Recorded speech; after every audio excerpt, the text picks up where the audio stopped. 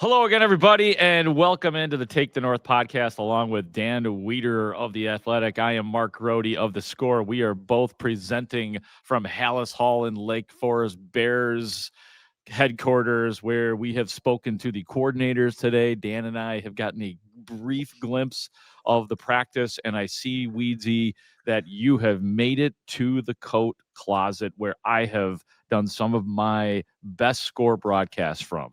This used to be one of the staples of the Bear Download podcast back in the day with Rich Campbell and myself. We'd have to relocate to this coat closet because things get crowded here at Haugh. As you see today, you're out there in the Midway, not far from the one and only Lombardi Trophy that the Bears are presenting out there in the Midway today. I'm sure you could look over your left shoulder and see that nicely. Courtney Cronin's out here. Cassie Carlson's out there.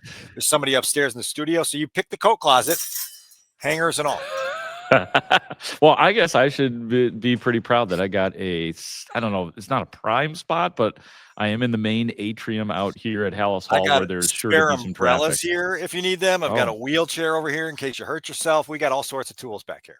Yeah, I've realized that closet is just where because we all have this in our homes. You've got to have a room where you just stuff like the stuff that doesn't fit, the misfit items of Haugh that don't really have their own place. Throw them down there in that coat closet. We're still trying to figure out what to do with that coat closet. It's like somewhere in here, there's probably like the Staley head that was out in the rain the last time they played in a wet game, and they're just letting it kind of air out in here somewhere.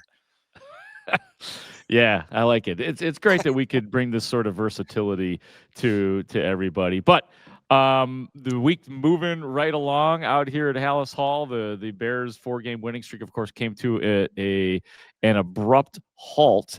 And I guess this is probably just the lifestyle of the NBA, or excuse me, the NFL, because every single week, even in the midst of the Bears winning streak, it just feels like they got to have it. And there are good reasons why you look at this game against the Bengals and say, yeah, you don't want to, after the equity that you built up by winning 3 in a row and the tragedies of last year and everybody wanting to think that things are going to be different, it becomes pretty important that the Bears go into Cincinnati this week and at the very least put up a really good fight, lose normally, as we like to say here on the podcast, but really winning still feels like it's premium against, again, like Baltimore, a Bengals team which is down at this moment. We're not sure about Joe Burrow. Excuse me. We are sure about Joe Burrow. Yeah, we are. Very sure about Joe Burrow.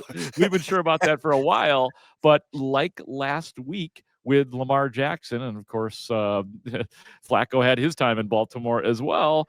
It really comes down. This quarterback situation is interesting throughout the week. Who the Bears might be facing on Sunday? It's so crazy that 2 weeks in a row they're kind of in this little search and find mission to figure out who the opposing quarterback is going to be. And once again, they're you're talking about an established veteran who's come in there very quickly in Flacco and gotten this Bengals offense revived again, and they're very potent. They've awakened their running game. Their passing game is rolling again. They're scoring 30 points a game since Flacco took over.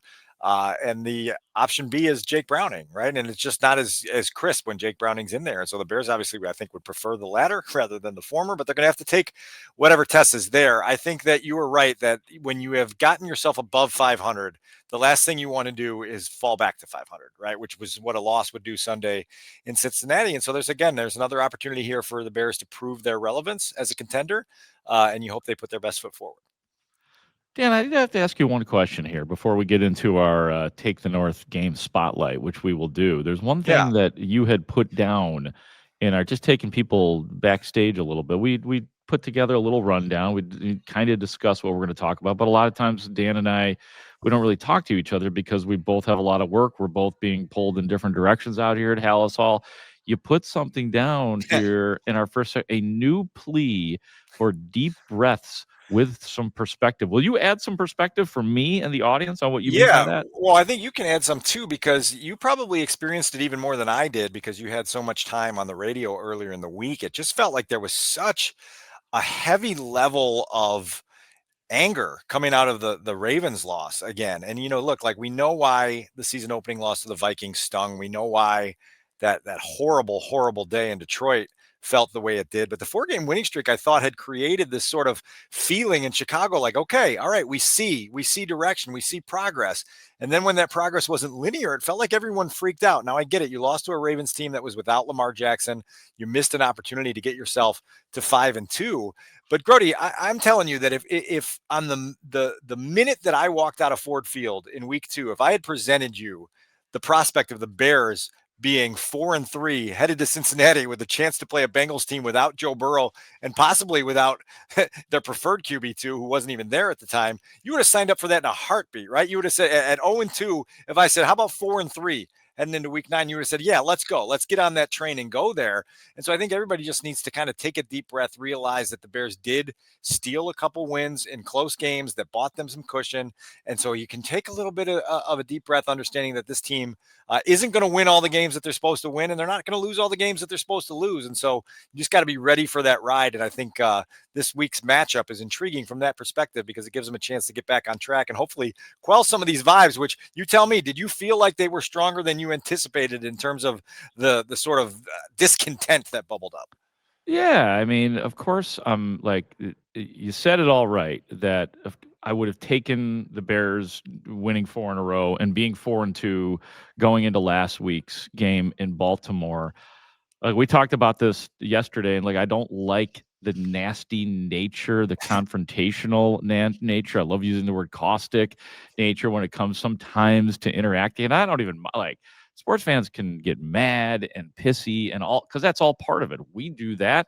We do it on the air. We do it off the air. It is the nature of being a sports fan. It's just some of the nasty I don't like. What I'm actually okay with, though, Dan, is that when I know it's crazy because you're saying like the Bears are 4-3, and who would have thought this? Who would have thought that they would have won 4 in a row? I will say I like, though, that fans look at it as that's great, that's fantastic, but what about the quarterback? Because the quarterback never works in this town.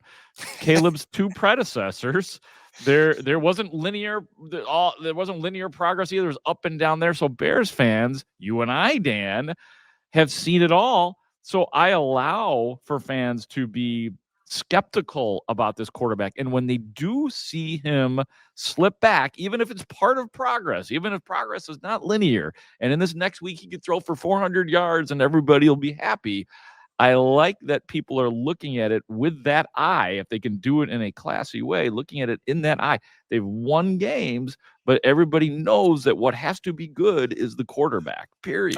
I agree with you there for sure. And that's probably the natural bridge into the game spotlight, which the game spotlight this week was going to be a different topic, which I've now moved into my 3 things to watch, because I do think that keeping the spotlight trained on Caleb Williams is essential in a week like this, because this is exactly the type of moment that a quarterback drafted number 1 in overall has to step up and meet. Like, Caleb Williams has got to go on the road and he's got to play a good football game against a Bengals defense that is struggling, a Bengals defense that is potentially missing their best pass rusher in Trey Hendrickson. I mean, you look at it; they don't sack anybody. They're bad against the pass. They're worse against the run. 30th in red zone defense. 31st on third down. You talk about an appetizing opponent for an inconsistent quarterback to play. This is it. This is the week, and I think that probably leads us into our discussion, Grote, about what's at stake in this particular week for Caleb Williams, given all the things that you just talked about.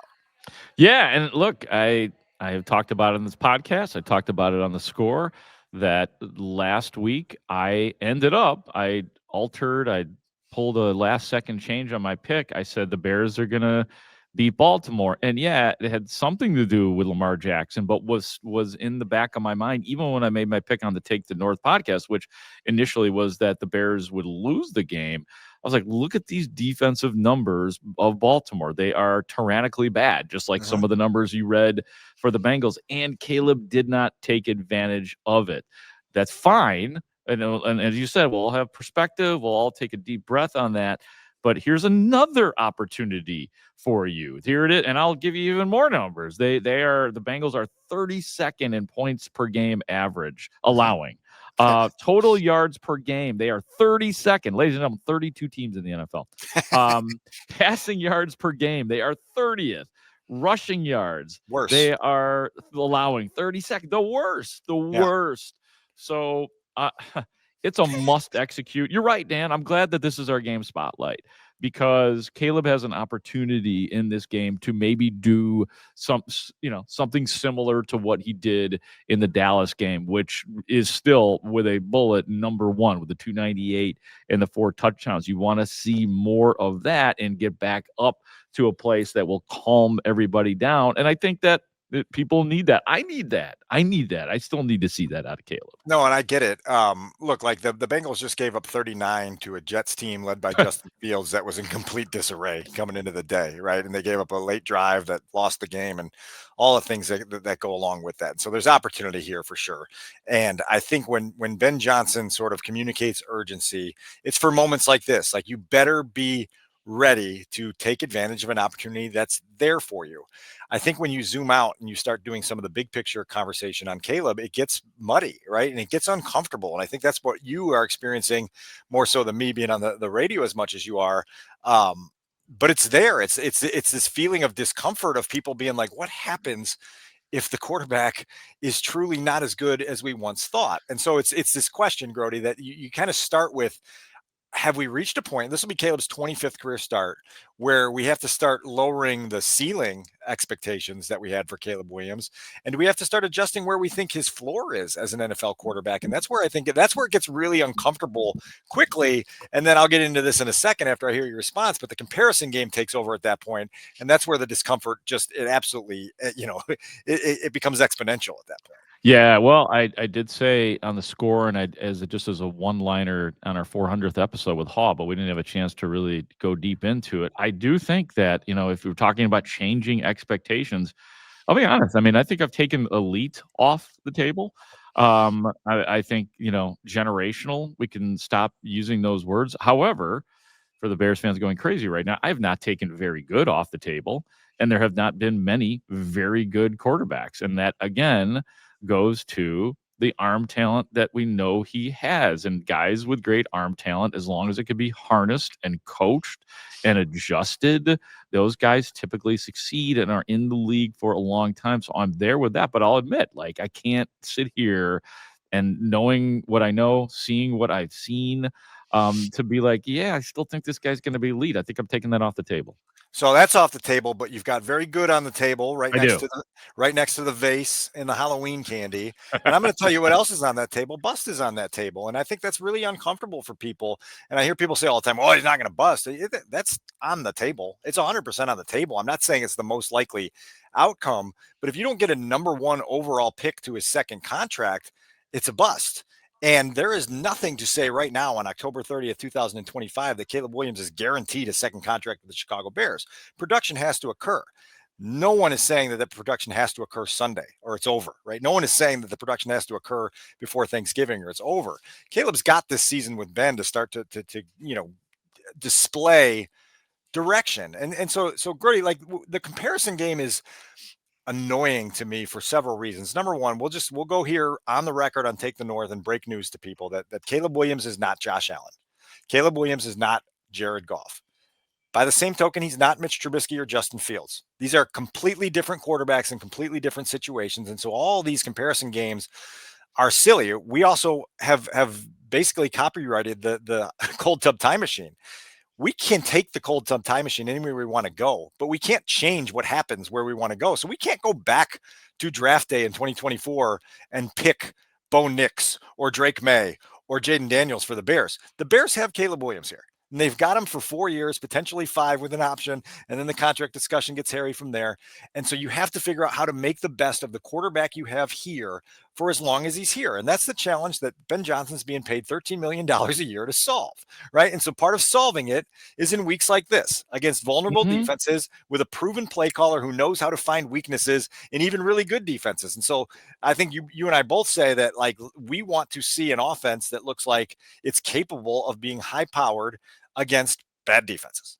Yeah, and it's not there yet, and and Caleb is probably a little bit behind in where he should be developmentally. And I do buy though, Dan. Like, development happens at different times for different people. So when I say that, although it sounds dramatic and indictful, It not necessarily, like, it just might be taking this quarterback more time, but the fact is there are signs that he is behind in some things. There's no question. There's no question. Every single person that celebrated Caleb Williams being chosen at number 1 overall in April of 2024 expected him to be further along at this point in his journey. Yeah. Again, Sunday will be start 25. What you and I thought on draft night is irrelevant. What Ben Johnson thought in January is irrelevant. What's relevant now is the reality of now. And I'd be interested to know if Ben Johnson was put on truth serum, if he feels like the quarterback that he agreed to join forces with is behind where he thought he would be 8 starts into their journey together, and well, obviously this being the 8th start.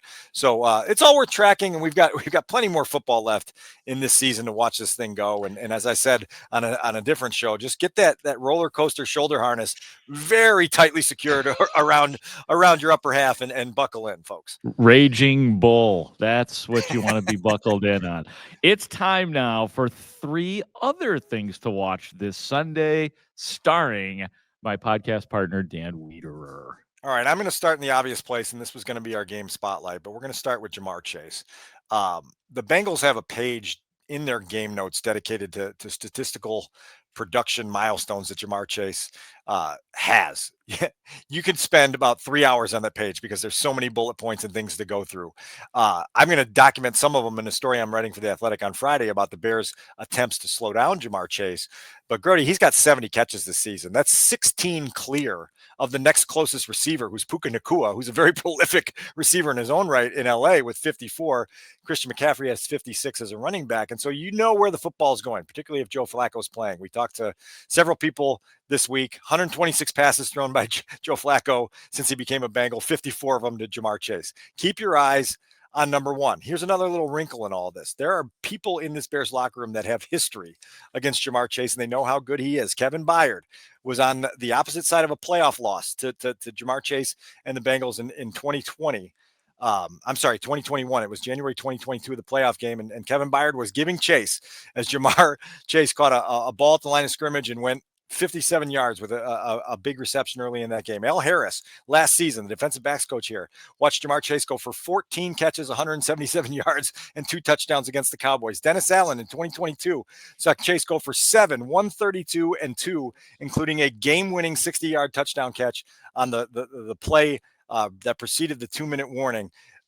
Nick McLeod, former teammate of Ja'Marr Chase, was there in Cincinnati when Chase went for 8, 201 and a touchdown against Baltimore in week 7 of 2021. These guys don't need reminding on how good this player is. They need to figure out a way to slow him down, to contain him, to stop him. We'll see how good they can do.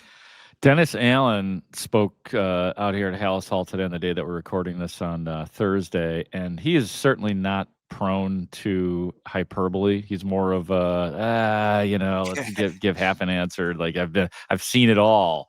But his eyes were wide open talking about this player, talking about Ja'Marr Chase and watching him on film and saying there's spots where you say this guy's covered, there's no way, and they still throw him the ball.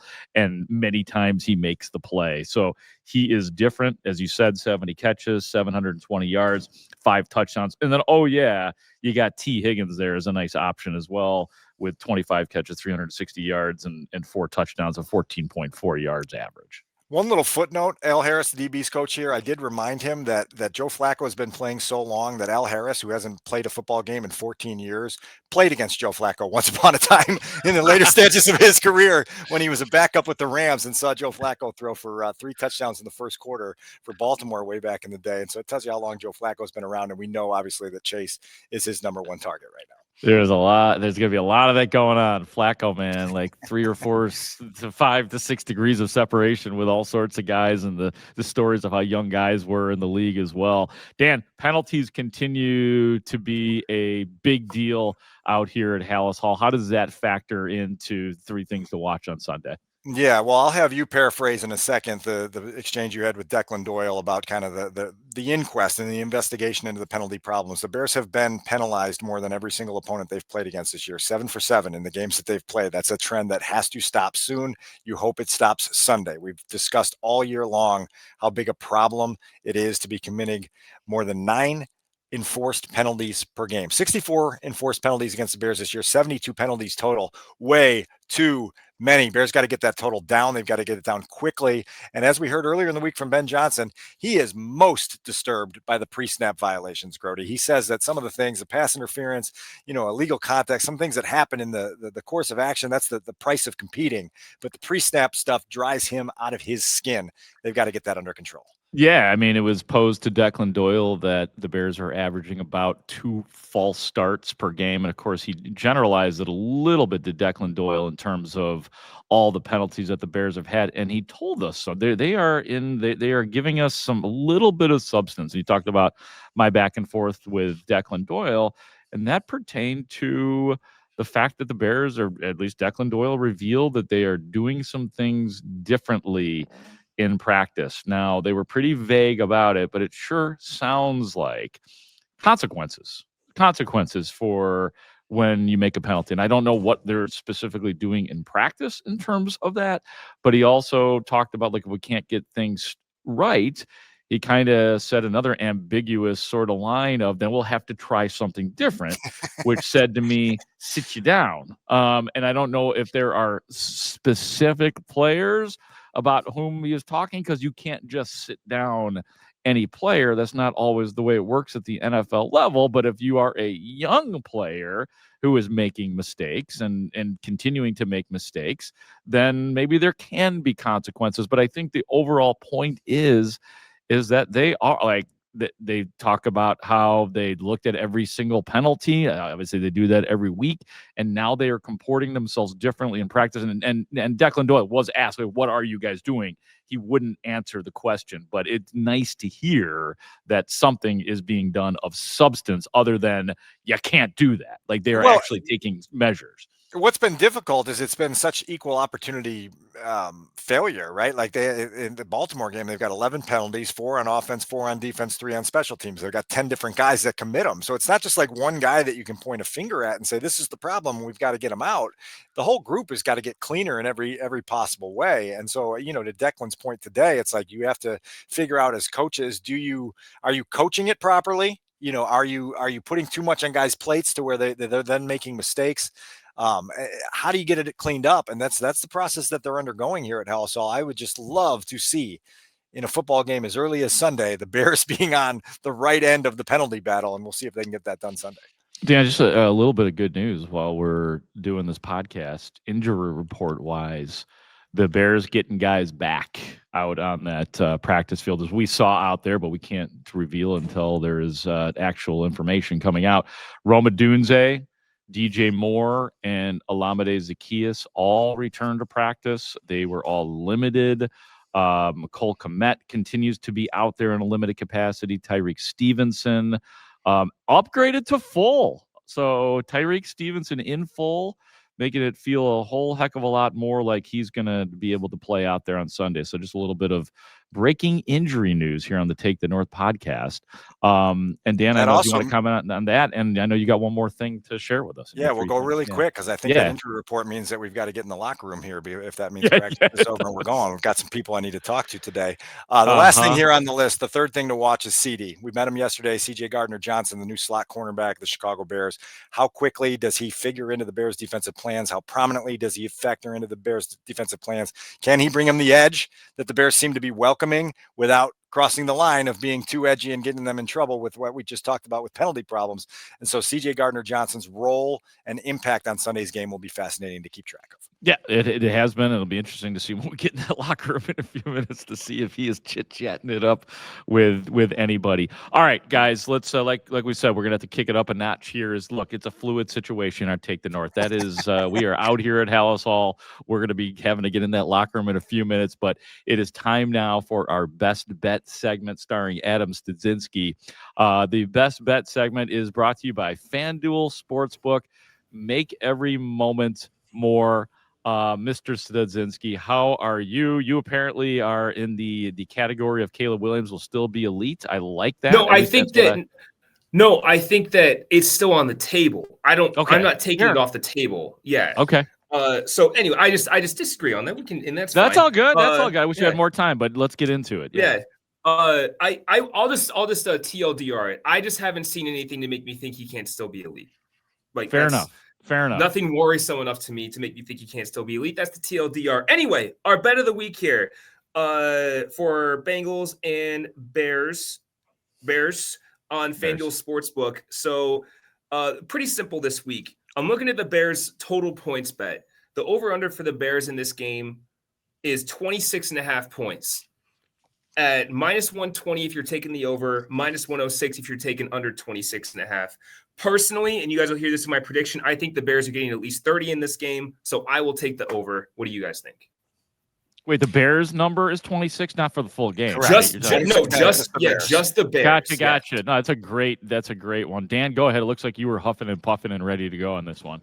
Yeah, I just got a note that we got to be in the locker room in 3 minutes, so we'll go quick. I will take. Are you serious? I will take the Bears and the over on this category as well. I just feel like they are destined to break out against the Bengals defense that, as we mentioned, very vulnerable, very weak. You better attack. You better score some points. 100% the over, because it has to be the over, and I trust that they will have game planned better this week for a bad defense than they game planned last week for a bad defense, at least in terms of getting into the end zone. And guess what? All these coaches are losing sleep over this red zone stuff. It's got to get solved, and I believe that it will be better this week. The Best Bet segment was brought to you by FanDuel Sportsbook. Make every moment more. I'm sorry, Adam. Were you going to take the over? I'm sorry, buddy. I didn't even leave. No, I did. I said I'll take the over, and I also got the Bears winning 30-21. Dan? I'm going to take the Bears 32-27 in this football game. I have a big asterisk on this one, even more than last week, with the difference between Flacco and Jake Browning. So I may have to revise this prediction before we get to kickoff. I can do that on social media and say, don't listen to me on Take the North. Listen to this one now. But for right now, I'm taking the Bears to stay above 500, to go to 5-3 with a big win. Hey, we're going to get more answers on injury reports before the end of this week. So, yes, you are allowed to audibilize and amend your choice. I did last week. I'm going to go Oppo on you, Dan. Bengals 32, Bears 27. Okay. So I'll be the one to pick the Bengals in this one. I don't know. I just don't have a really good feeling about this one. And some of it has to do with the fact that we saw the defense get a little bit exposed last week without having the benefit of turnovers. Not that they can't do that again, but I do think Flacco is going to play. And I do think that with the Bears banged up secondary, their receivers, their weapons are going to be a problem for the Bears. So that is what I think. Anything else before we rush into the Bears locker room to bring you more goods? Fast-paced week on Take the North. I'm going to grab an umbrella. I'm going to get this wheelchair to get to the locker room faster. If you see me going down the hall, it's just because I'm trying to make up for time with my forearm strength on a wheelchair. We'll see if I can get it done. Weedsy, I'll see you in the locker room. For Dan Wiederer of The Athletic, for our executive producer, Adam Szynski, I'm Mark Grote saying thank you for listening to and watching the Take the North podcast. Great talk. See you up there.